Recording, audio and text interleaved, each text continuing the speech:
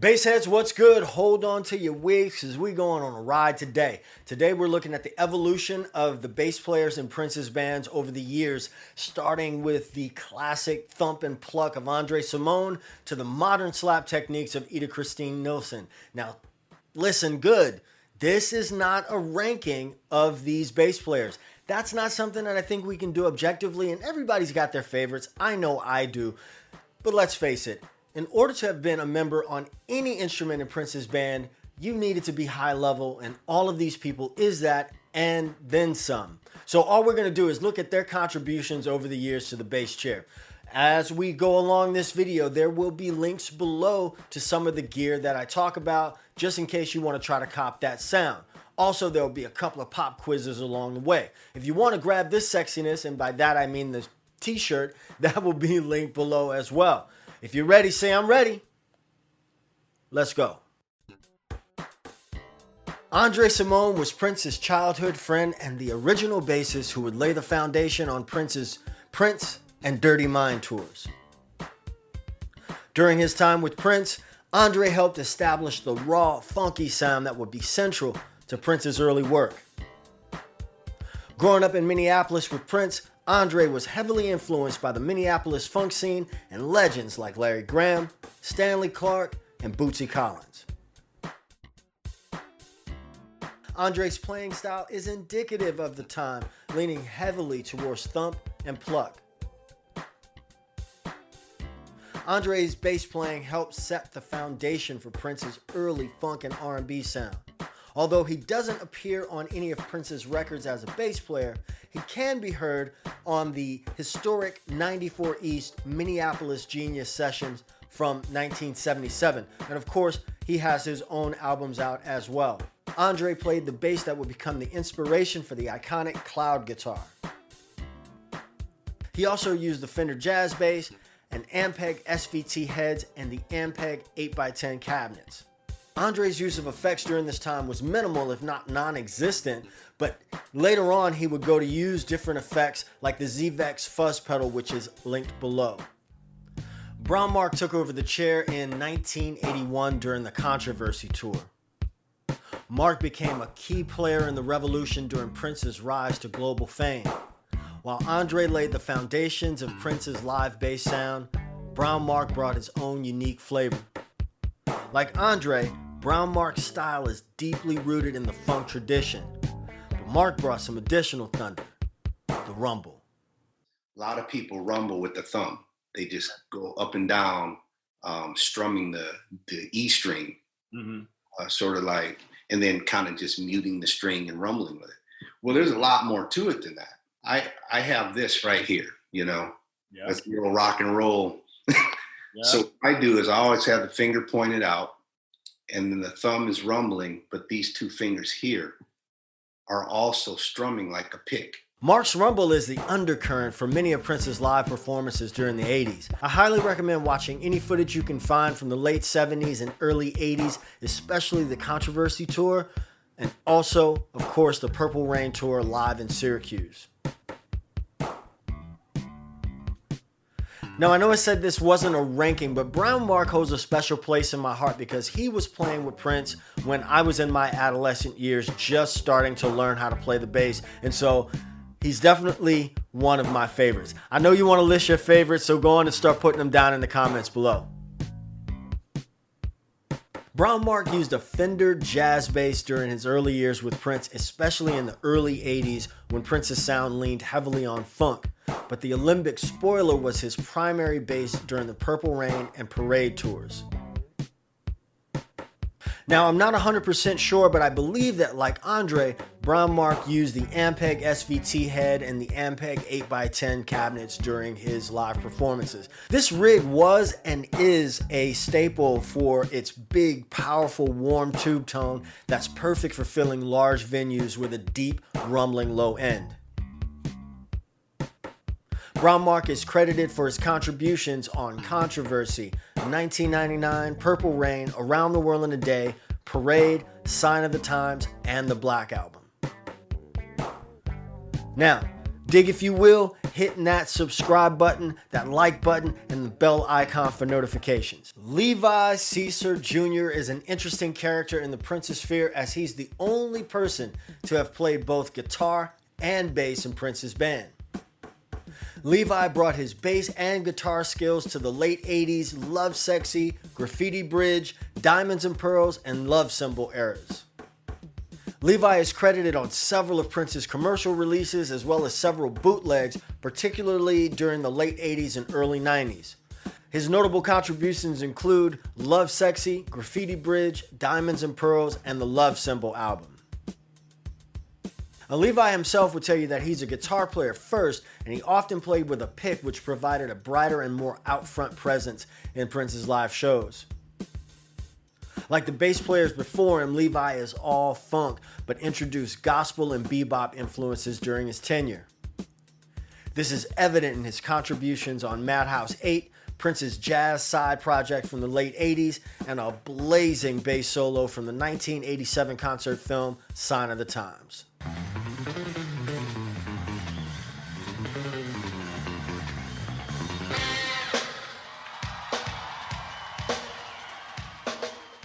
Levi also became the president of NPG Records. Now here's a fun fact. In 2017, I was recruited by Levi to play on Jody Watley's summer tour and a side project of his called Love Jet. In 2019, Levi and Dr. Fink lent their talents on my album Saint Anne, and you know there's a link in the description of this video. Levi used a Guild SB 604 bass in the late 80s and early 90s, known for its versatility and playability. He also played the Alembic Spoiler and the Oswald Clio. Information about what amps Levi used during this time is kind of sketchy. However, it's likely that he used the same setup as his predecessors, which would be the Ampeg SVT and 810 combo. Pop quiz time. Which of these bass players is also a Grammy-winning producer who worked with Beyonce? Watch to the end and I'll reveal, but go on and leave your answers down in the comment section. Sonny Thompson, better known as Sonny T, was a key figure in Prince's early 1990s sound, bringing an aggressive, confident bass style to the new power generation. Sonny T served as Prince's bassist from 91 to 96 and made his first studio appearance on the Diamonds and Pearls album and contributed to albums like Chaos and Disorder before leaving in 1996. In 2004, Sonny reunited with Prince and drummer Michael B for recordings that were featured on 3121, Planet Earth, and Lotus Flower. Now, Sonny T wasn't just another musician in Prince's eyes. Prince, Andre, and Sonny grew up together, and he really was a musician that Prince idolized. Several sources credit Sonny T with teaching Prince how to play bass. Sonny is the only lefty in the group, and he plays completely inverted. What this means is that the E string is located where the G string would be for right-handed players. In the early 90s, Sonny played a left-handed version of the Clio bass, but later was known for playing various Warwick basses during his time with Prince. These basses are punchy and aggressive, perfect for Prince's diverse music styles. Sonny is also the first to play 5-string with Prince. Again, not entirely sure what amps he used, but my guess is that, especially after seeing his recent work with Corey Wong, he's probably playing the Ampeg SVT combo. Now, in this man's opinion, Sonny T is the perfect combination of Andre and Mark's classic thump, funk, rumble style mixed with Levi's virtuosity. When Sonny plays, there's thunderous low ends with mids and highs that allow his solo voice to come through without sacrificing what's important, the bottom. In addition to several bootlegs, Sonny T is credited on key albums, particularly during his time with the NPG from 91 to 96. Notable commercial releases include Diamonds and Pearls, Love Symbol album, Come, The Gold Experience, and Chaos and Disorder. Rhonda Smith brought all the funk of her predecessors and then some. She enhanced the musical complexity of Prince's later work with her unique blend of funk and jazz sensibilities. Rhonda Smith is the first woman to lay low notes in Prince's band. Born in Halifax, Nova Scotia, she discovered her love of music at a young age and quickly became skilled in both upright and electric bass. She later refined her talents by studying jazz performance at McGill University in Montreal.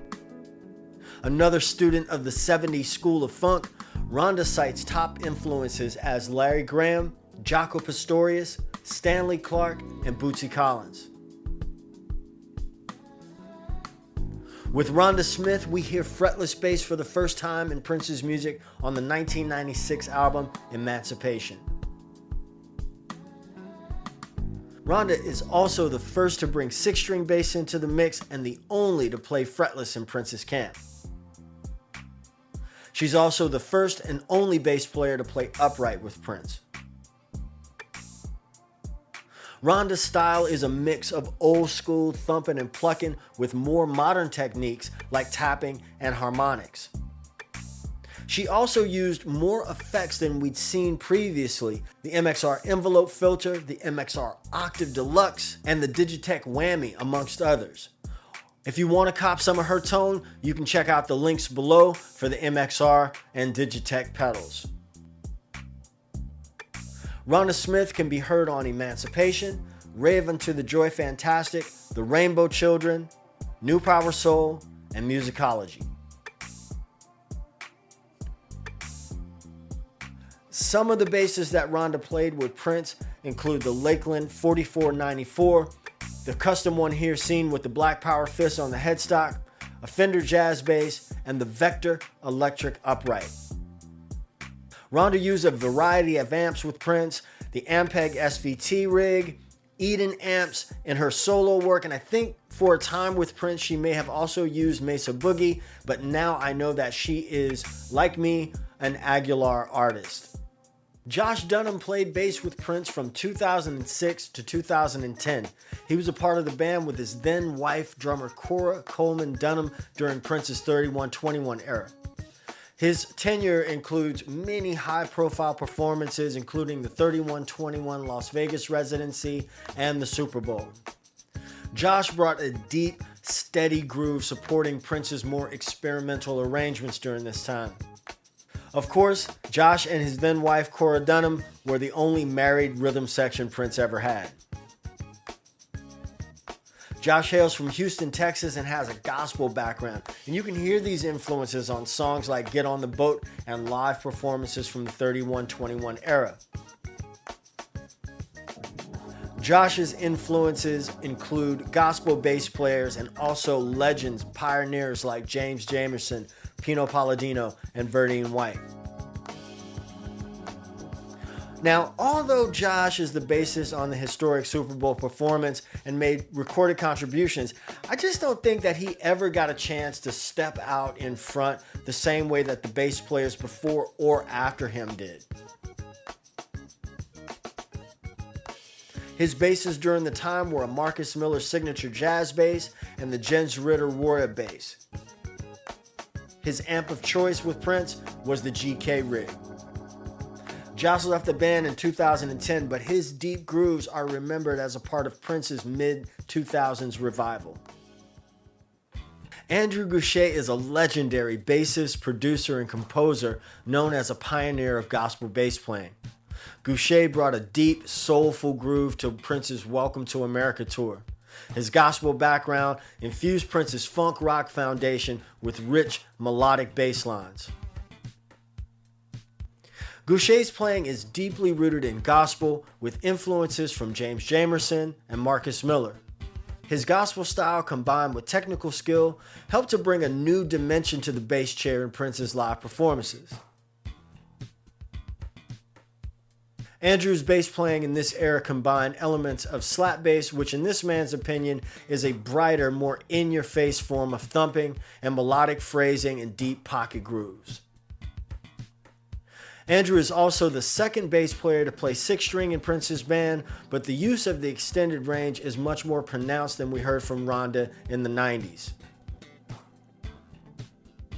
I don't think I've ever seen Gouché play anything but MTD basses, and I'm not sure about this, but I believe he was playing GK during his time with Prince. If you know the answer to that question, what rig he was playing, leave that down in the comments below. Ida Christine Nielsen. Now, rumor has it that Prince discovered Ida on YouTube. Ida and Gouché both played bass for Prince during an interesting period of overlap in his career. When Gouché joined the NPG for the Welcome to America tour in 2010, Ida Nielsen was starting to work with Prince. Now, both musicians brought their distinct styles to the stage, but their approaches to the bass are completely different, offering Prince a rich musical palette to work with. In my opinion, Ida's playing marks a return to Prince's stripped-down funk rock roots. I used to use the term garage band when it came to Third Eyed Girl, but this is not at all meant to be an insult. I mean, there's a lot of dope bands that came out of somebody's garage turned rehearsal room. What I mean is that this is the most stripped down core unit that we've seen from Prince in many years. 2 guitars, drums, and bass with vocals on top. It's almost like what he did with When Doves Cry. He started taking things away. And by his last tour, it was just him and a piano.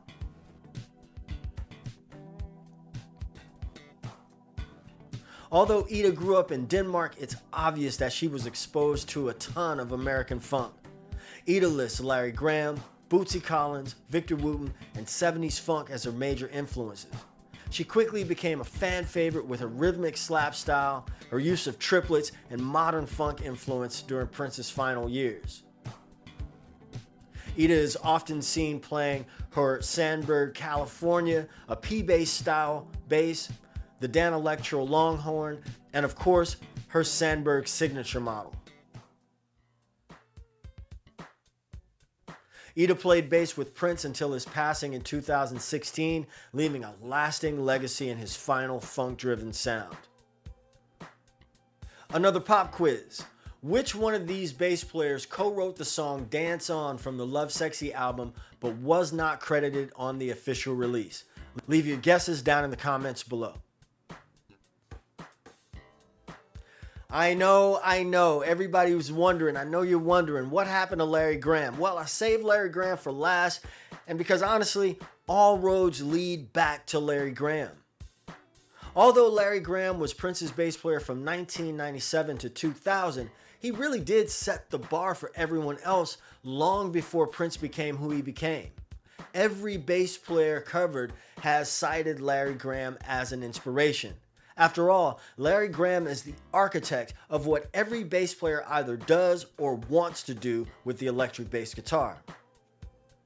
Known as the father of thumping and plucking, Larry Graham is a legend, full stop. Larry's powerful and rhythmic playing became a cornerstone of funk music. And by the time he joined Prince's band in the late 90s, Larry had already established himself as a legend with his own band, Graham Central Station, and he'd already created the blueprint for funk bass playing during his time with Sly and the Family Stone. Larry Graham is one of Prince's biggest musical influences, but his work with Prince wasn't just musical. He was also a spiritual mentor, a big brother to Prince. And so his influence is multifaceted. Larry Graham is often seen playing his custom-built Moon bass and sometimes the Fender Jazz. To the best of my knowledge, Larry Graham played Gallien-Kruger amplifiers with minimal effects during his time with Prince. If you have a more concrete answer to that, go on and leave it in the comment section below. Now, as we've seen, the bass players who worked with Prince played a vital role in shaping his sound, particularly on stage. From Andre Cymone's early funk grooves to Ida Nielsen's modern slap technique, each bass player brought something unique to the table. But one question remains: is the bass in Prince's music the house that Larry Graham built? Leave your comments down below. I'm interested in checking those out. And now to the answer to the pop quizzes. The bassist, who is also a Grammy-winning producer and worked with Beyonce, is none other than Andrew Gouché. And the bass player who co-wrote the song Dance On from the Love Sexy album but was not given credit in the official release is none other than Levi Seacer Jr. So what do you think? Was that a ride or what? Listen, I appreciate you watching the video. Let me know down in the comments below if I missed anything, if you have more gear insights, effects insights, or anything like that. Remember, there are links below this video. If you want to see more content like this or just more bass content in general, there's a playlist up there and a video that YouTube thinks you might like. Of course, that subscribe button down there. So, I'll catch you in the next video. As always, peace, two fingers.